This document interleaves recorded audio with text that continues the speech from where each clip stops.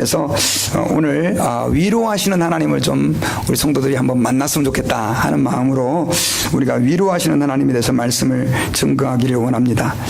여러분, 사람들은요 다 위로를 받고 싶어 합니다. 그래서 친구도 사귀고 또 결혼도 하고 어쩌면 자녀를 낳는 이유도 사실은 우리의 마음 깊은 곳에 위로받고 싶은 그런 마음들이 자리 잡고 있기 때문입니다. 그래서 사람은요 위로를 받을 때 굉장히 행복해지고 살맛도 나죠. 근데 위로를 받지 못하면 우리 인생이 사실은 우리가 많은 것들을 가졌고 어쩌면 남들이 볼 때는 부러운 삶을 산다 할지라도 그 인생이 굉장히 쉽게 말하면 힘들고 고통스러운 삶을 경험하게 되어지는 것이죠. 그런데도 불구하고요 우리 주변에는 사실 우리를 위로해 줄 만한 사람이 그렇게 많이 없습니다. 저 사람이 나를 위로해 주겠지 했는데 오히려 그 사람도 나를 통해 위로받기를 원하는 거죠. 그러다 보니까는 위로를 받아야 될 사람들은 많은데 위로해 줄 사람이 없다 보니까 자꾸만 사람과의 관계 속에서 또 상처를 더 받아가지고 더 고통이 깊어지는 그런 아이러니한 일들이 많이 일어나고 있어요. 여러분, 그렇다고 한다면 우리는 무엇으로 혹은 누구를 통해서 진정한 위로를 받을 수 있을까요? 사실 우리 예수 믿는 사람들은요 세상 사람들을 통해서 그 위로가 온전히 올 수 없다는 것을 이미 알고 있죠. 참된 위로는 누구를 통해서만 올 수 있느냐면 하나님만을 통해서 올 수 있는 줄 믿습니다. 여러분, 오늘 이 고린도후서 1장 1절부터 10절까지는요 바울이 고린도 교회에 보내는 사실은 편지입니다.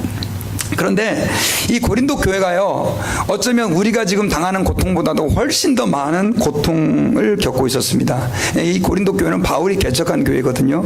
그런데 너무나 문화가 번성하고 문명이 발전한 고린도 지역에 있다 보니까 사실은 많은 이단 사상이라든가 세상적인 것들이 교회에 침투해 와가지고요 교회는 뭐 4분 5열 뭐 나는 그리스도파, 나는 게바파, 나는 바울파 뭐 이렇게 파가 나눠져서 서로 싸우기도 하고요. 또 어떤 사람은 바울을 욕하는 사람들이 있었어요. 그래가지고 이 바울은 진짜 사도가 아닌 것 같다 막 이러면서 그러다 보니까 아니다. 바울은 그래도 교회를 우리 개척한 사람 아니냐. 그분은 진짜 하나님의 참종이다. 그러다 보니까 이 고린도 교회가 뭐 또 그런 문제, 도덕적인 문제 이런 문제로 인해 가지고 쉽게 말하면 완전히 망치로 두들겨 맞아 가지고 다 부서진 그런 상태와 같이 고통 가운데 있었다는 것이죠. 특별히 바울은 그러한 고린도 교회에게 오늘 이제 편지를 보내는데 그 편지의 서론 부분이 바로 오늘 고린도후서 1장 1절부터 10절까지 내용입니다. 그런데 여기서 이 편지를 읽다 보면 계속해서 반복되는 단어가 하나 있는데 그 단어가 어떤 단어입니까? 위로라고 하는 단어인데요. 이 10절까지의 단어 속에 위로라는 단어가 자그마치 10번이나 나와요. 그만큼 고린도 교회 성도들이 사실은 문제덩어리고 그 다음 또 여러 가지 많은 트러블들이 있었지만 그들에게 뭐가 필요하다고 바울이 생각했던 거죠? 위로가 필요하다고 생각했던 것입니다. 그래서 그들에게 위로해 주는데 우리가 오늘 이 본문에서 중요한 세 가지 바울이 그들을 위로하면서 말하고자 했던 세 가지가 있는데 그 세 가지가 동일하게 오늘날 고통과 아픔과 또 절망 속에서 살아가는 우리에게도 너무나 위로가 되는 메시지라는 것이죠. 첫 번째로 우리가 오늘 본문을 통해서 발견할 수 있는 것은 뭐냐면요 하나님만이 완전한 위로자다라는 것입니다. 우리 한번 따라해 봅시다. 하나님만이 완전한 위로자이시다. 우리 3절 말씀을 한번 같이 한번 읽어봅시다. 시작. 찬송하리로다. 그는 우리 주 예수 그리스도의 하나님이시요 자비의 아버지시요 모든 위로의 하나님이시며. 자, 바울이 지금 하나님을 찬송하는데 그런데 그 하나님은요 그는 우리 주 예수 그리스도의 하나님이세요. 당연히 우리 하나님이시기도 하시죠. 자비의 아버지시오. 그러면서 그 하나님을 이렇게 소개해요. 모든 어떤 하나님? 위로의 하나님으로 소개를 하고 있어요. 여러분, 모든 위로의 하나님이라 이 말은 한국말로 들으면 조금 이렇게 와닿지가 않아요. 근데 이 원문을 보면은요, 모든이라고 하는 단어가 이제 파세스라고 하는 단어인데 쉽게 말하면 우리 한국말로 좀 자연스럽게 번역을 한다면 완전하다 그런 뜻이에요. 쉽게 말하면 하나님은 완전한 위로의 하나님이다 이런 뜻이에요. 한번 받아해 봅시다. 하나님은 완전한 위로의 하나님입니다. 여러분, 이런 하나님이 완전한 위로의 하나님이라고 바울이 이런 표현을 사용하고 있는데, 사실은 여러분 여기는 굉장히 깊은 의미가 있어요. 왜냐하면 여러분, 세상 그 어디에도 우리를 완전히 완벽하게 위로해 줄 수 있는 것이 있습니까? 없습니까? 없습니다. 어떤 사람은요, 돈이 사람을 위로해 줄 수 있다고 생각해요. 또 어떤 사람은 건강하면 그 사람이 위로를 받을 수 있다고 생각을 해요. 또 어떤 사람은 친구가 있으면 혹은 가족이 있으면 그 사람이 위로를 받을 수 있다고 생각을 합니다. 그런데 여러분, 사실은 우리가 그것 가지고 온전한 위로를 경험할 수가 없어요. 왜냐하면 돈이 굉장히 많아요. 근데 몸이 늘 아파요. 그 사람에게 진정한 위로가 있을 수 있을까요? 없죠. 또 어떤 사람은 굉장히 건강해요. 근데 돈이 없어요. 위로가 됩니까? 둘 중에 하나를 선택하라면 여러분 뭘 선택하시겠습니까? 저는 건강을 선택할 것 같아요. 근데 목사님, 저는 두 가지를 다 원합니다. 저는 돈도 많았으면 좋겠고 그다음 몸도 건강했으면 좋겠습니다. 그럼 두 가지 정도가 있다고 해서 우리가 진정한 위로와 만족을 경험합니까? 그렇지 않죠. 또 그런 사람, 그렇게 두 가지가 있다 할지라도 친구가 없는 사람들은, 혹은 가족과의 관계가 파괴되어 있는 사람들은요, 거기서 위로를 경험할 수가 없어요. 여러분, 우리는 이 세상의 모든 것들이 완벽하게 갖춰진다 할지라도 진정한 위로를 이 세상에서는 경험할 수가 없어요. 왜냐하면 우리 인간은 죄에 빠져서 살아가고 있고, 그 죄에 빠져서 살아가고 있는 우리 인간에게 기다리고 있는 것이라고 하는 것은 하나님의 징계와 심판뿐이기 때문에 그렇습니다. 그래서요, 여러분, 우리 인간이 기억해야 될 것이 있습니다. 사람들에게 참된 위로와 그 다음에 평안이라고 하는 것은 오직 누구에게로부터 옵니까? 하나님에게로서밖에 올 수가 없다는 사실을 기억해야 됩니다. 목사님, 저는 부족한 것이 없습니다. 저는 모든 것을 다 가졌습니다 하는 사람이라 할지라도 기억해야 될 것은 참된 위로는 하나님에게서밖에 올 수 없다는 거예요. 여러분, 한번 예를 들어서 생각해 봅시다. 어떤 사람이 죄를 지었습니다. 그래가지고 사형 선고를 받고 이제 감옥에서 죽을 날을 기다리고 있어요. 그런데 그 간수가 아주 사람이 좋은 사람이에요. 이렇게 그 사형수를 위로합니다. 괜찮아, 죽을 때는 별로 고통이 없어. 그리고 네 죽으면 가족들은 내가 잘 책임져 줄게. 그러니까 걱정 말고 그냥 죽어. 이게 위로가 됩니까? 예. 야, 그리고 내가 특별히 내 지인들, 친구들한테 돈 다 끌어모아가지고 네 가족들 이렇게 좀 돈으로도 걱정 없게 살게 해줄게. 이런 위로가 안 되죠. 여러분, 감옥에서 사형 선고를 기다리는 사람에게 진정한 위로라고 하는 것은 뭐냐면, 그 사람이 죄사함을 받고 구원받아서 하나님의 백성이 되고 그 죄에서 벗어나가지고 자유의 몸이 되는 것이 그 사람에게 뭡니까? 진정한 위안이다라고 하는 것이죠. 여러분, 하나님께서는요, 우리 인간이 그 어떤 것으로도 해결할 수 없는 죄의 문제를 해결해 주셔서 우리의 영혼의 참된 위로자가 되었다는 사실을 기억하시기를 바랍니다. 그래서요, 저희들이 이 세상에서 어떤 문제와 고통과 아픔을 직면할 때 사실은 사람에게 위로를 구하면 안 됩니다. 우리는 오직 누구에게 위로를 구해야 됩니까? 하나님에게 위로를 구하고, 하나님만이 나를 완벽하게 위로해 줄 수 있는 분이라는 사실을 믿어야 됩니다. 그렇게 할 때 우리의 시간들을 낭비하지 않고 방황하지 않게 되는 것이죠. 그 다음에 두 번째로요, 하나님의 위로라고 하는 것은 한번 따라해 봅시다. 고난 중에 넘치는 하나님의 위로. 하나님의 위로는요, 특별히 고난 중에 더 넘친다라고 하는 것이죠. 5절 말씀에 보면 그리스도의 고난이 우리에게 넘친 것 같이 우리의 위로도 그리스도로 말미암아 넘치는도다. 자, 오늘 이 바울이 한 말입니다. 하나님 안에서 받는 고난이 굉장히 많을수록 우리가 받는 위로도 어떻다는 것이죠? 그리스도로 말미암아 넘치게 되어진다라고 하는 것이죠. 여러분, 하나님께서 우리 모든 사람들을 위로해 주시고 돌봐주시고 우리에게 사랑을 베풀어 주시고 긍휼을 베풀어 주세요. 그런데 그 위로와 사랑을 더 많이 경험하는 사람은 별로 고통이 없이 편안하게 살아가는 사람보다는 어떤 사람이냐? 고통 가운데, 아픔 가운데 살아가는 사람이 훨씬 더 하나님의 많은 위로를 경험하게 된다라고 하는 사실을 여러분 기억해야 됩니다. 성경에 나오는 수많은 믿음의 선진들이요, 하나님을 깊이 만난 분들이 굉장히 많이 있어요. 그런데 하나님을 깊이 만난 분들일수록 다 뭘 경험했냐? 깊은 고난과 아픔을 경험했고 그 고난과 아픔 속에서 누구를 위로하시는 하나님을 만났기 때문에 그들이 더 하나님을 사랑하게 되었다라고 하는 사실을 저희들이 기억해야 됩니다. 여러분, 그러므로 우리가 이 땅의 삶을 살아갈 때 우리 가운데 고통이 주어진다라고 하는 것은 어쩌면 우리는 이렇게 말할 수 있죠. 하나님의 더 큰 위로를 경험할 수 있는 뭐가 된다? 기회가 된다라고 하는 것이에요. 그래서 우리가 이 땅을 살 때 예수 그리스도를 믿는 가운데 고통을 받을 때 하나님, 내가 무슨 죄를 지었길래, 또 어떤 분이 이렇게 얘기해, 전생에 내가 뭔 죄를 지었기에, 예수 안 믿을 때 그 습관, 내가 이렇게 고통을 당해야 됩니까? 이렇게 생각하는 분들이 계세요. 여러분, 아닙니다. 사실 우리가 고통받고 있다라고 하는 것은 이제 하나님의 위로를 경험할 수 있는 시간이다라고 하는 것을 기억해야 됩니다. 여러분, 이스라엘 백성들이 애굽 땅에서 구원을 받았어요. 애굽 땅에서 모세의 인도를 받아서 건짐을 받았는데 이 사람들이 바로 가나안 땅으로 가지 못하고 광야에서 40년간 뺑뺑이를 돌았습니다. 근데 여러분, 그들이 광야 생활을 하는 동안에 사실은 바로 구원받은 다음부터 그들은 물이 부족했어요. 그리고 먹을 것도 별로 그렇게 그들이 원하는 대로 풍성하게 먹지 못했고 당연히 모든 삶이 불편하고 힘들었었어요. 근데 여러분, 왜 하나님께서 이스라엘 백성들에게 그렇게 고통스러운 삶을 허락했느냐? 저는 이렇게 믿어요. 이스라엘 백성들이 광야의 40년간의 그 길을 걸어가는 동안 거기에서 그들은 더 하나님을 깊이 만나고 체험할 수 있는 기간이었다는 거예요.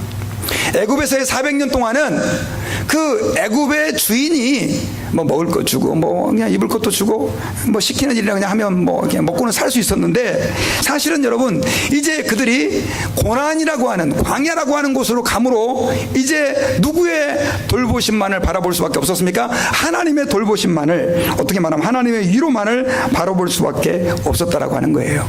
그래서 하나님은 그 광야의 40년 동안에 사실은 이스라엘 백성들로 하여금 하나님을 더 깊이 만날 수 있도록 역사해 주셨고, 또 특별히 그들을 위로하시고 그들과 함께 하시는 하나님의 역사를 드러내려고 하나님께서는 그렇게 그들을 인도하셨다는 것을 알 수가 있습니다. 여러분, 저는 개인적으로요, 인생에 있어서 힘든 시간들이 저도 많이 있었습니다. 아마 인생을 오래 사신 분들은 훨씬 더 많이 힘든 일들을 겪으셨을 것입니다. 근데 제가 지금도 이렇게 생각해보면 참 힘들었던 때가 언제냐면 군대 있을 때, 제가 군대 얘기를 하면 참 별로 안 좋아하는 분들도 계신데, 저는 지금도, 여러분, 제가 뭐 교회를 본격적으로 다니기 시작한 거는 이제 고등학교 1학년 때부터 다니기 시작했거든요. 근데 참 예배가 재미없었어요. 목사님 설교도 막 어떨 땐 되게 지루하게 느껴지고, 찬양도 난 이런 음악적 패턴 싫어하는데 어떤 거는 막 5절까지 있는 찬송 나오면 굉장히 힘들고, 야, 제발 이거는 1절, 2절, 4절만, 5절만 했으면 좋겠다. 그런 마음이 막 들 때도 많이 있었고, 이렇게 신앙생활 했는데 나중에는 이제 제가 군대를 가게 됐는데요. 군대 특별히 수원 비행장에서 제가 근무를 했는데 자대 배치를 받아가지고요, 받은 그날 밤에 이제 끌려가가지고 고참들한테 막 전투화발로 채이고 하여튼 군기 잡는다 그래갖고 제가 얼마나 고생을 했는지 모릅니다. 잠을 잤는지 뭐 어떻게 했는지 잘 모르겠어요. 그런데 첫 주일이 됐어요. 첫 주일이 됐으니까 주일날은 저는 죽어도 교회를 가야 된다 이렇게 배웠거든요, 고신 측에서. 그래가지고 교회를 가야 되는데 저는 이제 하사관, 지금 부사관이라고 그러는데 교회를 갔는데 제 위로 고참이 37명이에요. 공부는 하사관들이 많아가지고. 그러니까 제일 쫄다고죠. 근데 감히 그들 앞에 교회를 가겠습니다라고 하는 말을 할 수가 없는 거예요.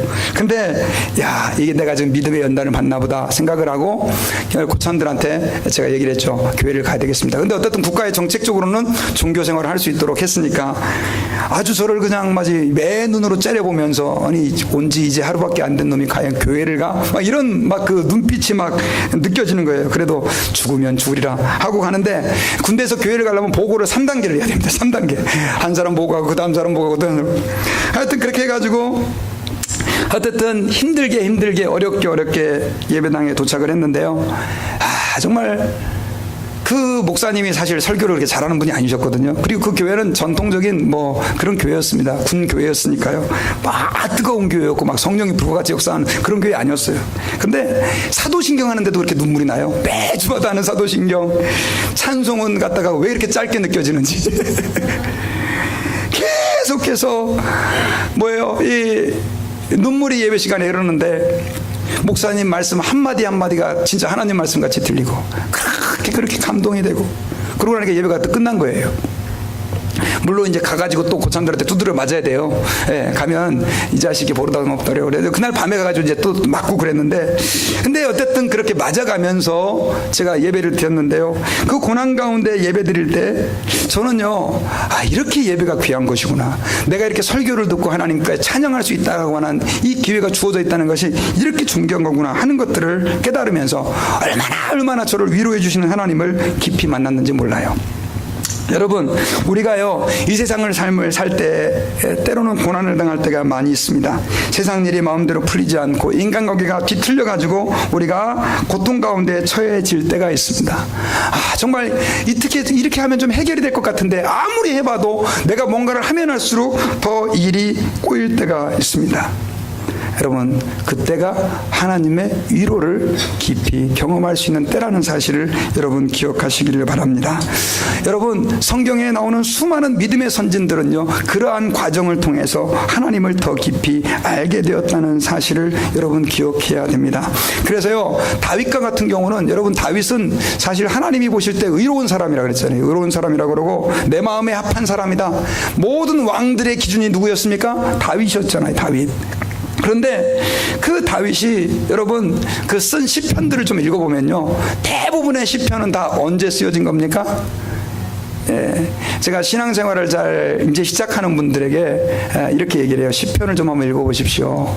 근데 그분들이 시편을 읽으면서 그렇게 은혜가 되더라는 거예요. 왜냐하면 그분들도 굉장히 힘든 환경 가운데 있는데 그 시편을 읽어보니까 그 힘든 환경 속에서 하나님을 바라보는 그 시편 저자의 고백이 그대로 시편에 표현되어 있잖아요. 여러분, 그렇습니다. 저희들은 하나님 아버지 앞에서 그래서 이 고통과 아픔과 고난이라고 하는 것을 통해서 하나님의 위로를 경험할 수 있고 더 하나님을 깊이 만날 수 있게 되어진다는 것을 기억해야 돼요. 전 세계 사람들이 제일 좋아하는 성경장이 뭐냐면 시편 23편입니다. 다윗의 시지요. 여호와는 나의 목자시니 내게 부족함이 없으리로다. 그가 나를 푸른 초장에 누이시며 쉴만한 물가로 인도하시는도다. 그러다가 나중에는 내가 사망의 음침한 골짜기로 다닐지라도 해를 두려워하지 않을 것은 주께서 나와 함께 하심이라. 여러분, 이 고백은 굉장히 가치 있는 고백이에요. 내가 사망의 음침한 골짜기로 다닐지라도 해를 두려워하지 않을 것은 주께서 나와 함께 하심이라. 사망의 음침한 골짜기는 어떤 골짜기입니까? 죽음과 고통에 있는 아픔의 골짜기예요. 근데 그 골짜기에 주님이 어떻게 하신다고요? 함께 해주시는 거예요. 그 골짜기에서 주님이 막대기와 지팡이로 우리를 보호하시고 이끌고 계시다라고 하는 것을 다윗은 어떻게 해요? 경험한 거예요. 저는 솔직히 그걸 잘 이해를 못했어요. 하나님, 제가 주님을 이렇게 위하여 헌신을 했고 내가 주님을 위해서 이렇게 살고 있기 때문에 주님은 나를 웬만하면 사망의 음침한 골짜기가 아니라 여기 8차선 아스팔트, 그것도 아주 평평하게 잘 깔려진 그 길로 인도해 주시면 좋겠는데 하나님은 우리를 어디로 인도하세요? 광야길로도 인도하시고 사망의 음침한 골짜기로도 인도하셔서 내가 너를 위로하고 내가 너를 이끌어주고 내가 너를 인도하고 있다는 것을 우리 주님은 우리에게 보여주신다는 거예요. 그러면 여러분, 고난을 당할 때 하나님 아버지 앞에 우리는 감사는 못해도 원망하지 말고 우리는 다윗처럼 이렇게 한번 고백할 수 있어야 되겠습니다. 내가 사망의 음침한 골짜기로 다닐지라도 해를 두려워하지 않을 것은 주님께서 나와 함께 하심이라. 믿습니까? 그 다음에 세 번째로요, 하나님께서 우리에게 고통을 통해서 위로를 경험하게 하심으로 우리가 위로자가 되기를 하나님은 원하고 계세요. 여러분, 고통받는 사람이 굉장히 많이 있죠. 그런데 의외로 우리 주변에는 위로해 줄 수 있는, 나를 위로해 줄 수 있는 사람, 어려운 사람들을 위로해 줄 수 있는 사람이 없는데 누가 그런 사람들을 위로해 줄 수 있느냐? 고통을 이미 경험했던 사람들은 다른 사람을 위로해 줄 수 있다는 사실을 기억해야 돼요. 우리 1장 4절에 보니까 우리의 모든 환난 중에서 우리를 위로하사 우리로 하여금 하나님께 받는 위로로서 모든 환난 중에 있는 자들을 능히 위로하게 하시는 이시로다. 하나님이 어떤 분이냐면요, 우리가 환난을 당하고 고난을 당할 때 하나님이 우리를 위로해 주는 거예요. 그러면 그 위로를 경험하는 거예요. 근데 그렇게 위로를 경험한 사람들은 어떻게 할 수 있느냐? 또 다른 고통받는 사람을 어떻게 해요? 하나님의 이름으로 위로해 줄 수 있는 거예요. 이걸 지금 얘기하고 있는 거예요. 여러분 6절에도요 우리 같이 한번 읽어봅시다. 시작. 우리가 환난 받는 것도 너희의 위로와 구원을 위함이요 혹 위로받는 것도 너희의 위로를 위함이니 이 위로가 너희 속에 역사하여 우리가 받는 것 같은 고난을 너희도 견디게 하느니라. 바울은 이 뒤에 보면은요 자기가 엄청나게 많은 고난을 겪었다고 했어요. 그걸 통해서 자기 자신을 의뢰하지 않고 하나님을 의뢰할 수 있는 법을 배웠다라고 이야기를 하고 있어요. 그런데 그렇게 고난을 받고 보니까 결국 자기가 이제는 어떻게 할 수 있어요? 다른 사람을 위로할 수 있게 된다는 거예요. 여러분 고통을 받은 사람만이 고통받는 사람의 심정을 이해할 수 있어요. 그래서 호레비가 과부심정한다고 그런 말 있잖아요. 우리 옛날 사람들. 고통받는 사람이 고통받는 사람의 마음을 아는 거예요. 여러분 제가 미국에 처음 와가지고 이민 목회를 하는데요. 이민 와서 사는 사람들의 그 아픔을 이해할 수 있겠어요? 잘 못했죠. 한국식으로 그냥 막 목회를 했는데 그러고 나서 제가 엄청나게 어려움들을 많이 겪었습니다. 목회 초창기 때. 저는 뭐 여기서 공부하러 온 것도 아니고 바로 한국에서 비행기 타고 내리는 그날부터 여기 이민 목회, 담임 목회를 31살부터 시작을 했는데 근데 여러분 제가 느낀 것이 있어요. 제가 한 10여 년의 시간 동안에 많은 고통도 겪고 그 다음 또 이민 목회에서 갈등도 겪으니까 이제는 고통받는 목사님들의 심정 이해가 가는 거예요. 그래가지고 그런 분들 특별히 이제 교회를 막 시작을 해서 아픔을 겪는 분들에게는 아 목사님 이해합니다. 힘드시죠? 저도 그런 고난 겪었어요. 하면 그분이 굉장히 좋아해요. 아유 내 마음 아는 목사가 있다고. 근데 아유 목사님이 이게 목회를 제대로 안 하니까 그 모양이지 좀 열심히 좀 해봐요. 그럼 교회 팍팍 부흥되고 잘 됩니다. 아유 목사님 좀 더 기도가 그러게 뭐예요. 40일 금식도 좀 하시고 이런 식으로 계속 얘기해버리면 위로가 아니라 아유 저 인간 보고 싶어 꼴 보기 싫어 아유 내 속도 모르면서 이런 마음이 생기잖아요.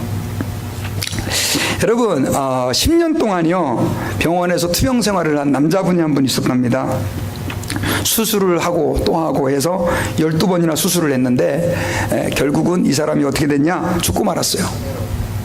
근데 그날따라 죽은 사람이 많았는지 여러분 영안실에서 이제 사람이 죽으면 그거를 영안실 냉장고에다 이렇게 넣잖아요. 넣었는데 그날따라 사람이 너무 많이 죽은 거예요. 그래가지고 냉장고에 넣을 수가 없어가지고 대기하게 된 거예요. 대기. 냉장고에 못 들어가고. 그래 그 다음날 병실에서 이제 하얀 천으로 덮어놓고 그냥 병실에서 대기하고 있다가 이제 그 다음날 이제 빠져나가니까 이제 그 사람을 시신을 끌고 영안실 냉동고로 끌고 갔어요. 그런데 냉장고 문을 딱 열었는데 그 문을 연 사람이 까무러치게 놀란 거예요. 왁 하고. 그랬더니 시신이 막 꿈틀꿈틀거리는 거예요. 그게 뭔 소리냐 봤더니 그 사람이 살아난 거예요. 이거 싫어합니다. 그래 나중에 그 사람이 살아나가지고요 몸이 회복이 돼가지고 내 인생은 앞으로 내가 사는 인생은 내 인생이 아니다. 내가 하나님을 위해 살아야 되겠다 해가지고 신학 공부를 해가지고 목사가 됐어요. 할렐루야. 그러고 나서 이 사람이 이렇게 생각을 했어요. 야 나는 이제 하나님이 살려주셨는데 어떻게 목회를 해야 되나. 일반적인 목회보다는 내가 병원에서 내가 이렇게 많은 10년의 시간 동안 이 고통받았던 이 마음을 가지고 고통받는 사람을 위로해 줘야 되겠다 해가지고 그 한국의 중앙의료원이라고 저는 어디 있는지 모르겠어요. 거기에 원목이 됐습니다. 그래가지고 이제 그 병원에 가면 여러분 교회에서 목사님들이 많이 찾아오잖아요. 아픈 분들 이렇게 신방도 하고 또 기도도 해주고. 근데 목사님들이 찾아왔다 가도 뭐 한 30분 예배드리고 믿습니다 하고 그냥 가는데 환자들이 위로를 잘 많이 못 받는데요. 그런데 이 목사가 되신 중앙의료원 원로 목사가 되신 분은요. 그렇게 이제 고통받고 여러분 병원에 있다 보면 사람이 우울해지고요. 그 다음 또 믿음도 떨어지고 아주 너무너무 힘들대요. 저도 아직 그렇게 장기간 입원을 해보지 않아서 그 심정을 잘 몰라요. 그런데 이분은 이제 알잖아요. 찾아가가지고 이제 기도해주고 그 사람한테 힘내십시오. 하나님이 함께하고 계십니다. 이 어려운 상황에서도 하나님이 당신을 붙잡고 있습니다. 그러면 목사님 모르는 소리 하지 마세요. 그런 입에 바른 소리 하지 마세요. 그러면 이 원목 목사님이 이렇게 얘기한대요. 저는 10년 동안 병원에 있었고 12번 수술하다가 죽어가지고 영안실 문 앞에서 다시 살아난 사람입니다. 그러면 그냥 거기에 마음이 다 녹아버렸고 아멘 이렇게 된대요. 다른 말이 할 필요가 없대요. 저는 10년 동안 병원에서 12번 수술받고 영안실 문 앞에 갔다가 살아나온 사람입니다. 그 말만 하면 그냥 다 은혜를 받고 그분들이 아멘 하나님은 살아계시군요. 하나님은 살아계시군요. 이렇게 된다는 거예요. 여러분 우리가 받는 고통과 아픔은요 하나님이 우리를 고통받는 것을 즐기시는 뭐 새디스트라 그러죠. 그런 분이 아니에요. 하나님이 아까 말씀드렸던 것처럼 우리에게 고통을 허락하시기 때문에 우리에게 고통이 오는 거예요. 그런데 그 고통이라고 하는 것을 통해서 하나님은 자신이 위로의 하나님이라고 하는 것을 보여주시고 우리를 만나주실 뿐 아니라 한 가지 더 우리에게 바라고 계시는 것이 있는데, 그것은 뭐냐면 이제는 네가 고통받았으니까 고통받는 사람을 어떻게 해라? 위로해주라. 이게 나오잖아요, 6절 말씀에. 제 얘기를 많이 해서 죄송한데, 저는요 집안이 예수 믿는 집이 아니었어요. 그리고 저희 동네에 교회가 없었어요. 그래가지고 교회를 제가 가고 싶었는데 갈 수가 없었어요. 가고 싶은 마음도 없었죠. 교회가 없었으니까. 그리고 저희 동네에는 뭐 예수 믿는 사람도 없었고 시골 아주 그 가난한 촌에서 살고 있었어요. 그러다 보니까 또 저희 부모님들도 그렇고 예수도 안 믿는 집 아니고, 그러다 보니까 제가 지금 생각해보니까 어렸을 때 사랑도 많이 못 받고 자란 것 같아요. 또 모르죠. 부모님 많이 줬는데 제가 못 받았다고 생각하는 건지. 그리고 어린 시절에 참 많이 제가 이렇게 방황을 많이 했었습니다. 그래가지고 나중에 이제 늦지막히 제가 이제 고등학교 때 예수를 믿게 됐는데, 나중에 하나님께 이런 생각을 했어요. 하나님, 어떤 애들은 보니까 목사 가정에서 태어나고 장로님 가정에서 태어나가지고 야 정말 순탄하게 잘 이렇게 커가는데, 저는 왜 이렇게 힘든 가정에서 자라게 하셔가지고 또 이렇게 또 목사까지 만들어 주셨습니까? 그런 생각을 했었는데요. 나중에 그 이유를 발견하게 됐어요. 왜냐하면 제가 중고등부 이렇게 전도사부터 시작해서 이제 사역을 많이 해서 한 10몇 년 했는데, 중고등부 사역할 때 있잖아요. 그 중고등부 애들을 데리고 이렇게 말씀을 전하고 걔들을 이렇게 목양을 하다 보니까 그 애들이 고통받는 애들이 너무 많은 거예요. 가정에서 당하는 고통, 또 여러 가지로. 근데 그때 제가 가가지고요, 그 아이들을 이제 만나서 상담하면서 가끔 제 얘기를 해줘요. 제가 뭐 자세히 다 얘기할 수는 없지만 나는 어린 시절에 이렇게 힘들었고 가정에서 이렇게 어려움을 많이 당했었고, 그러다가 하나님이 만약에 그대로 내가 그냥 나갔으면 어떻게 말하면 조폭 멤버 중에 하나가 됐을 건데, 하나님이 이렇게 나를 변화시켜가지고 전도사까지 되게 해주시고, 야 니들을 가르치는 이 전도사가 됐지 않냐. 애들이 굉장히 위로를 받는 거예요. 그래서 야 이것도 과거의 아픈 경험도 쓸만하구나 하는 생각을 하게 된 거예요. 또 미국에 와서는 또 여러분 제가 또 얼마나 고생을 많이 했습니까? 교회에서도 고통을 당하고, 또 저는 여기서 영어를 정말 제가 한국에서 못했습니다. 그래가지고 좀 창피한 얘기지만 1월부터 12월 달까지 영어로 잘 몰랐고, 웬스데이 그럼 그게 수요일인가 목요일인가 헷갈릴 정도로 영어를 잘 몰랐었어요. 그리고 뭐 이렇게 돈도 개념이 없어요. 100,000이 10만 달러라고 하는 것을 얼마 전에 알았어요. 예, 그러니까 영어가 이렇게 아주 되게 저한테는 이렇게 불편한 그런 상태였는데, 여기서 이제 영어 공부를 처음부터 ESL부터 공부를 해가지고 커뮤니티 칼리지 가가지고 여기서 이제 여기 알링턴 대학교를 졸업을 했어요. 그러다 보니까 여기 유학 와서 ESL 공부하는 애들, 대학교에서 힘들어하면서 공부하는 애들의 심정을 제가 너무 잘 아는 거예요.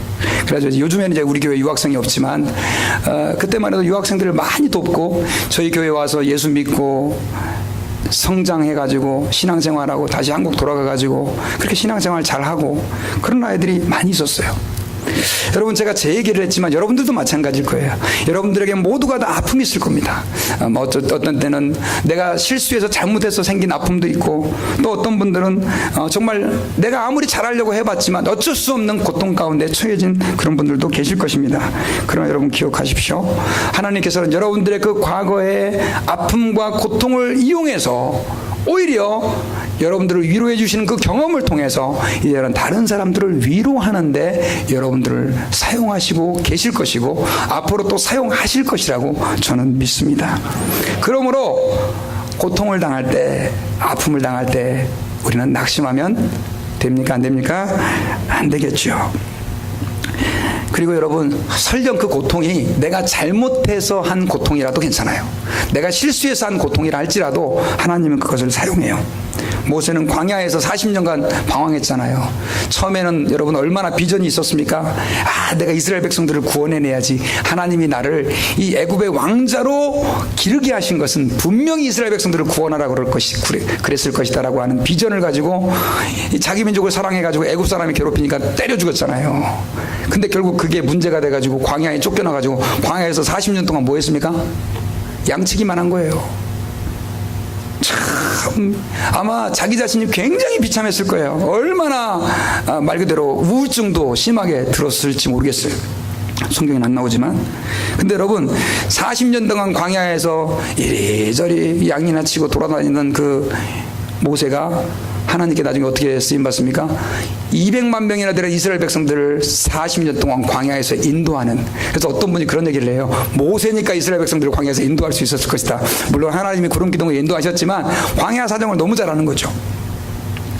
그러므로 여러분, 저희들은 하나님 아버지 앞에서 실패했다고 낙심하지 마시고 내 실패마저도 사용하시는 그 하나님을 찬양하시고 그 하나님께 영광을 돌리시기를 주님의 이름으로 축원합니다.